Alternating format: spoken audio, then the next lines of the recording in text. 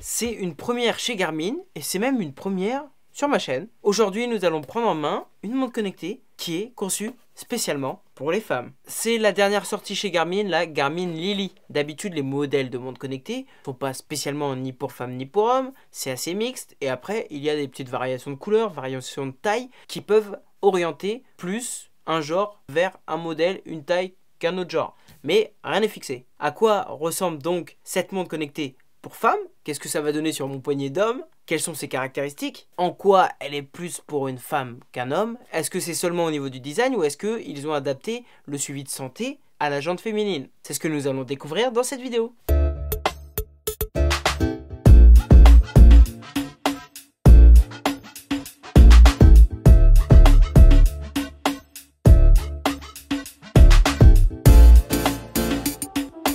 Bienvenue les amis dans Panacotech, je suis Mehdi et comme d'habitude, nous allons découvrir ensemble la crème du high-tech. Si vous ne connaissez pas la chaîne, je teste et je compare des produits high-tech, notamment des montres connectées. J'organise tous les mois un concours pour gagner un produit tech, donc abonne-toi et mets la cloche de notification. Aujourd'hui, petite vidéo unboxing prise en main de la dernière Garmin, la Garmin Lily, montre connectée pour femmes. Voici le sommaire.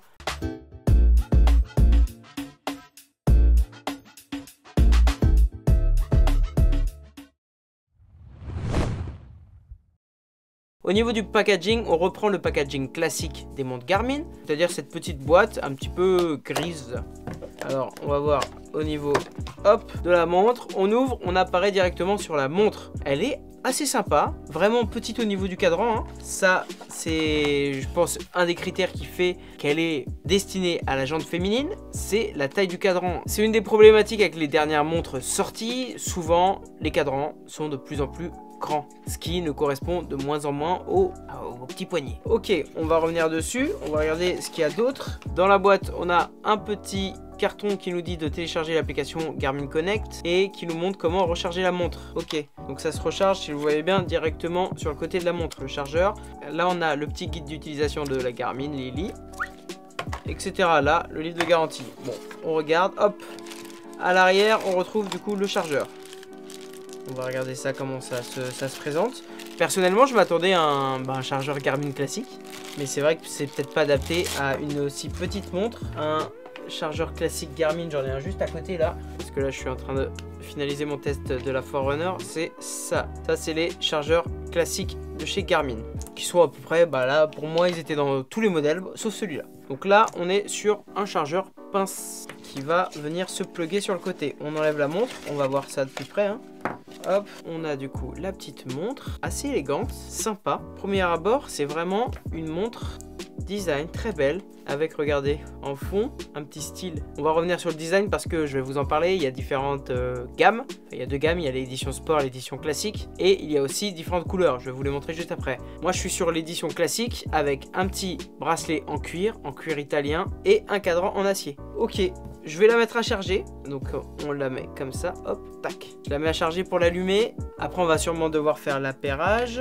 Le logo Garmin qui apparaît, qui nous montre que la montre est en train de s'allumer. On va parler un peu plus précisément après de l'écran. On nous dit d'aller sur Garmin Connect. L'application Garmin Connect a directement trouvé la Garmin Lily. Je vais connecter mon appareil. J'associe, ok. Configuration, je tape le petit code qui est écrit là, 53 56 88, s'associer. Et l'appairage est en cours. Une fois que ça se sera fait, bien entendu, je vais suivre les étapes de configuration. Et après, il va y avoir une panoplie de fonctionnalités à paramétrer. Ça, on le verra un peu plus précisément pendant le test. Voilà pour la configuration. Elle est prête, elle est là. Elle est assez sympa. On va parler maintenant du design.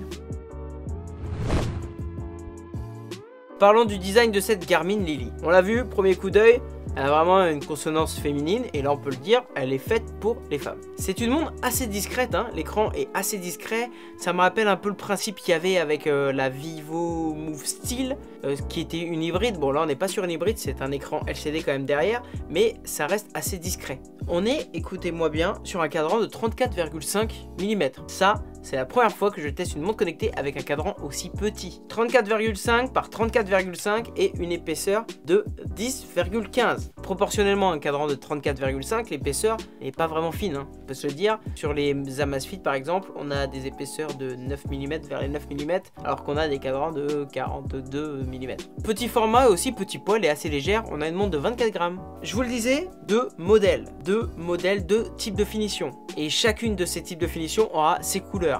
On a la finition sport qui comportera un bracelet en silicone et un cadran en aluminium. Sur cette finition sport, vous le voyez, je vous l'affiche, il y aura 3 couleurs, le blanc, le beige, le violet foncé. Cette finition est disponible à 199 € et la finition classique, comme celle que j'ai, qui est disponible à 249,99 €, elle comportera un bracelet en cuir et un cadran en acier. C'est de là que vient la petite différence de 50 €. On aura aussi pour cette finition, la finition classique, 3 couleurs, le gris taupe, le noir et le blanc. Moi, j'ai le gris taupe qui est assez sympa. Je sais pas si vous l'avez regardé aussi, l'écran est marqué quand même avec des petits motifs ici. Et en fonction de la couleur et de l'édition, je vous les remontre, on aura différents petits motifs. Là, on aura le motif comme j'ai. Là, on aura un motif plutôt rayé. Ici, avec des petites rosaces. Là, de même, des petites rosaces. Voilà. Vous voyez, ça va dépendre et ça va définir le style de la montre aussi. C'est la première fois que je vois aussi des verres à motifs dans ce style, combiné à un écran tactile. Je vous le disais, on a un écran LCD de 240 par 201 pixels, LCD TFT. Que dire de plus sur son design? Vous l'aurez compris, on a des bracelets en cuir sur l'édition classique, bracelets en silicone sur l'édition Sport. Théoriquement, cette montre convient au poignet de circonférence de 11 cm à 17,5 cm. Moi, j'ai un poignet de 17,5, donc normalement, ça ira tout juste. Pour finir avec l'arrière, on a le cardio-fréquence-mètre à l'arrière, le cardio-fréquence-mètre qui a l'air d'être le cardio-fréquence-mètre classique de chez Garmin à 4 diodes. On verra s'il est aussi précis que celui des autres Garmin. Regardez, c'est exactement le même que sur ma Forerunner. Et on a aussi une technologie de bracelet du coup inédit au modèle Lily, mais qui est quand même interchangeable. Ce n'est pas du quick and release, mais vous allez pouvoir acheter un bracelet supplémentaire sur le site Garmin. Les bracelets en silicone sont à 29,99 € et les bracelets en cuir comme cela à 59,99 €. Donc si vous voulez avoir les deux, vous pouvez acheter un bracelet en silicone en plus si vous partez sur le modèle classique et inversement. Voilà grosso modo pour le design. Après on va voir comment on navigue dedans bien entendu dans la suite de la vidéo. Là on va parler maintenant des caractéristiques techniques. Parlons maintenant des caractéristiques techniques parce que oui, c'est une petite montre, elle est design, elle est faite pour vous mesdames, mais qu'est-ce qu'il y a à l'intérieur et qu'est-ce qu'elle va pouvoir faire? On a une montre étanche, 5 ATM, ça c'est la norme maintenant basique pour une montre connectée, on est dedans. La montre va permettre de garder en mémoire 7 activités sportives et 14 jours de suivi.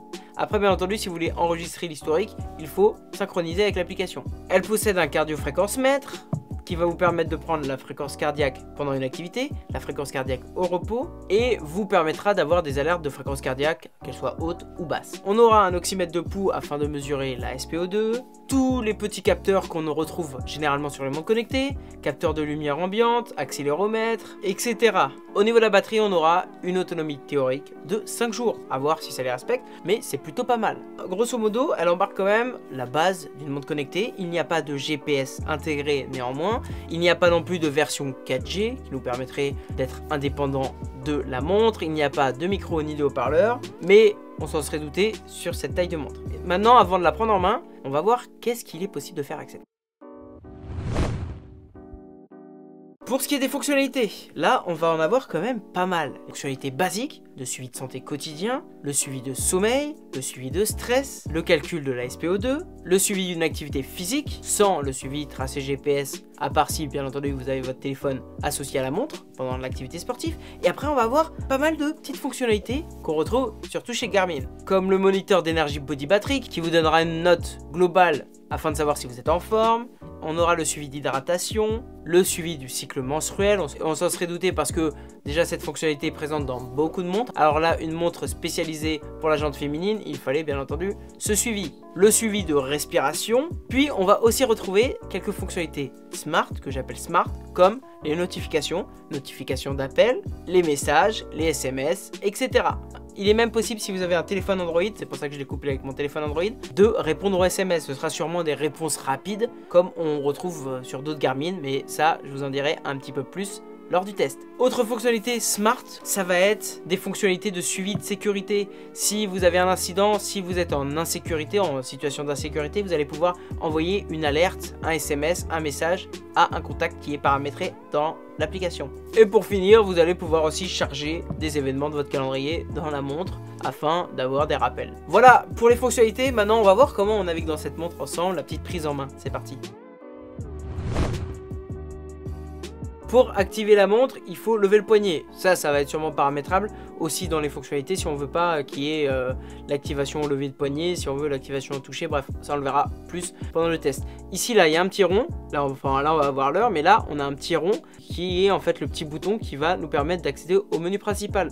Menu principal où on va pouvoir lancer une activité, changer les watch face pour personnaliser la montre, qu'il y en a beaucoup. C'est surtout à aiguille, mais on va pouvoir mettre aussi des numériques comme ça. Hop. Qu'est-ce qu'on va pouvoir voir d'autre? Watch face. Clock, ça va vous permettre sûrement de mettre des alarmes, de lancer un chronomètre ou de mettre un timer. Les settings, les paramètres, et voilà. Là, c'est à peu près qu'on a à la base. Dans les settings, qu'est-ce qu'on va avoir? Alerte d'hydratation, activation de l'oxymètre de pouls, alerte, la possibilité de gérer le Bluetooth, etc. Ok, ça c'est notre menu principal. Après, normalement, lorsqu'on va pouvoir swiper, on va avoir du coup nos raccourcis qui vont nous permettre. Là, en haut, c'est l'alerte d'insécurité, de sécurité. On va retrouver la gestion de la musique, les notifications, le Find My Phone qui fait sonner mon téléphone. Ensuite, lorsqu'on est sur notre écran principal et qu'on va swiper de droite à gauche ou de gauche à droite, on aura notre synthèse de nombre de pas par jour, notre synthèse de rythme cardiaque, bref, toutes nos données, notre agenda, la météo. Il faut du coup que je paramètre, le suivi d'hydratation, etc.